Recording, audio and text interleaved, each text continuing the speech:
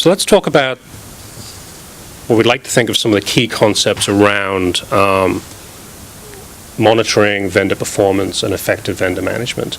You could talk about so many different things here. There are 4 topics that we wanted to try and focus on today.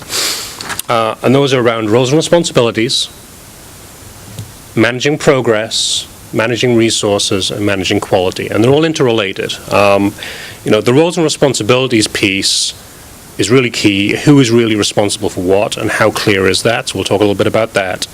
Second, managing progress, and we use that term progress specifically instead of managing schedule, or something like that, because it's more than that. And especially because, as we'll talk about in a little bit, there are a bunch of other sessions going on today around things like project management and schedule management and so on. That's not the intent here.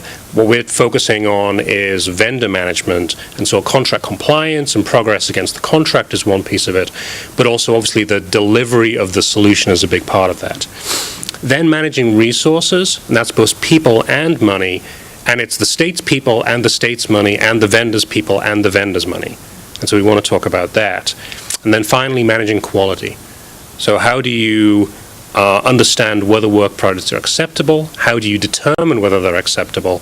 And how do you encourage quality deliverables on the behalf of your vendors? So those are 4 topics we want to get into over the next probably 20 minutes. So let's talk about roles and responsibilities first. I think the biggest point that we would like to make, it's sort of obvious, but I think sometimes it's overlooked. A contract is a two-way commitment. A contract between the state and the vendor isn't just a legal artifact that commits the vendor, it also commits the state. And a lot of the times when we see the state getting into some sort of conflict situation with the vendor, it's the vendor saying that the state hasn't met their obligations under the contract. That happens at least as much, I think, as the state saying the vendor hasn't met their obligations. So it's important to recognize it is a two-way commitment. And that implies that everybody has to be very clear about who is responsible for what. So I have this term here like no overlaps, no white space, and no ambiguity. If you're lucky, then you had an RFP and a contract that laid all that out very clearly, and so that when you're into a project situation, it's pretty clean. If it isn't, then that's really something to fix very, very early. It's something to talk with the vendor about, and if there's any doubt or any ambiguity about who is responsible for what, get that figured out very quickly.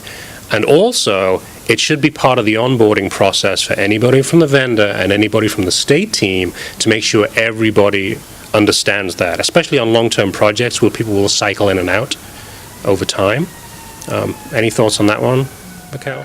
Yeah, we, on Fiscal, we put together roles and responsibilities because our contract was pretty huge, and we did it from the vendor's perspective, what the vendor was responsible for specifically, and then what the state was, and then we shared that with everyone to make sure everyone understood what their roles and responsibilities were.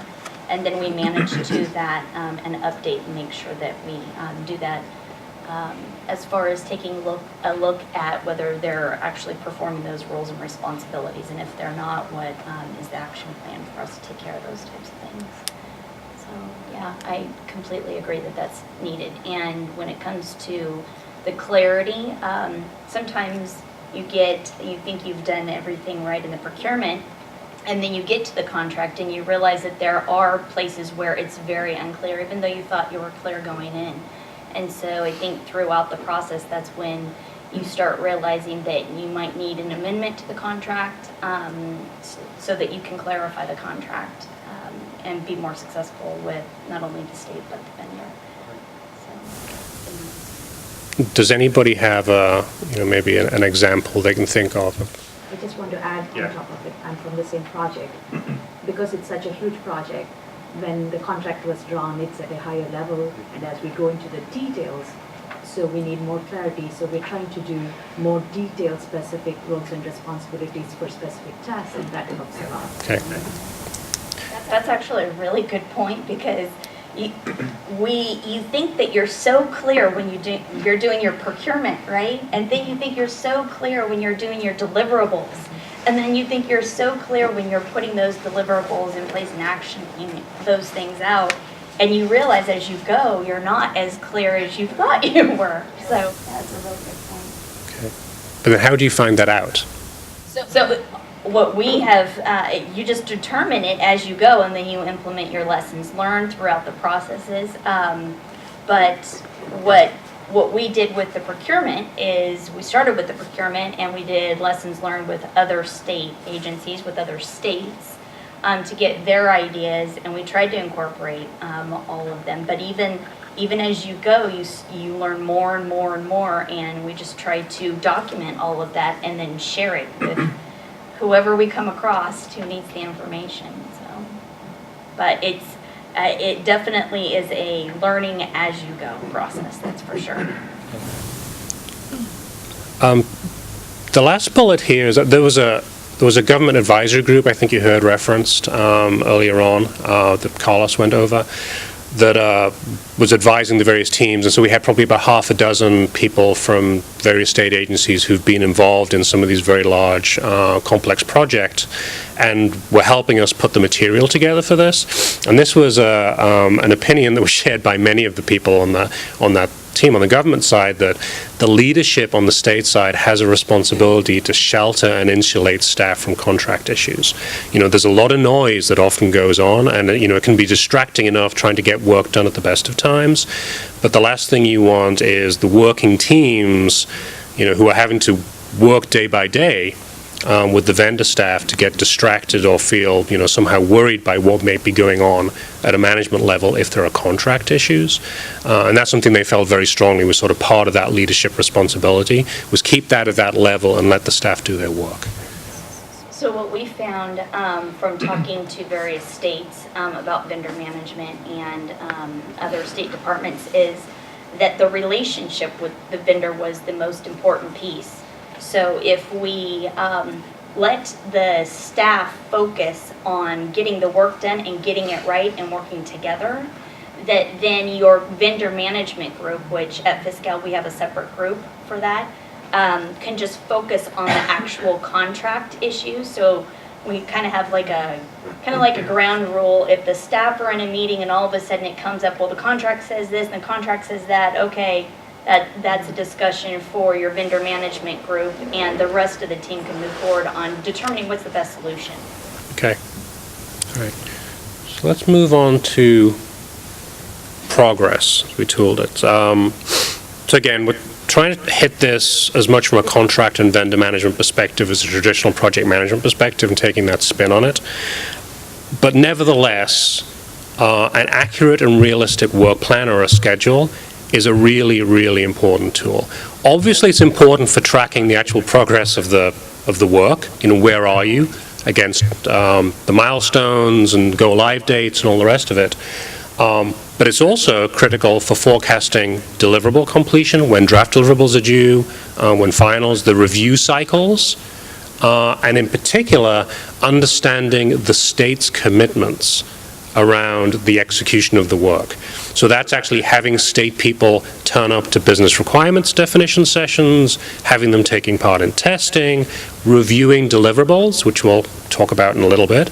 But all of that is, again, the commitment of state resources that is part of the contractual obligations under the relationship. And the work plan and the schedule is a tool to help think through that. And my personal experience on probably the last 4 projects I've been on, the vendor has been too aggressive in thinking they can get stuff done faster than in fact they could. And some cases, it was faster than even the vendor could possibly have done it, but in other cases, the vendor may have thought they could get it done, but the state couldn't keep up. And the only way you can really be sure that the state can keep up and meet their end of the bargain is to use something like a resource-loaded schedule or some tool like that to really figure out how many people do I need on these days, in these roles, and do I have the people available to meet this schedule? And plan all that out before you get to the point of completing the schedule. Otherwise, you can find yourself being in a situation where the vendor may be coming to you and saying, well, we were there, but you weren't. So, Cal?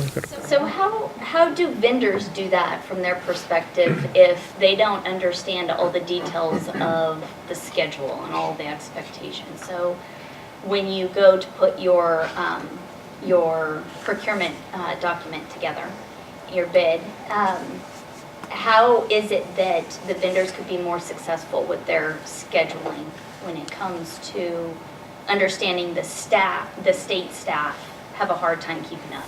So I think there's probably a couple of elements to it.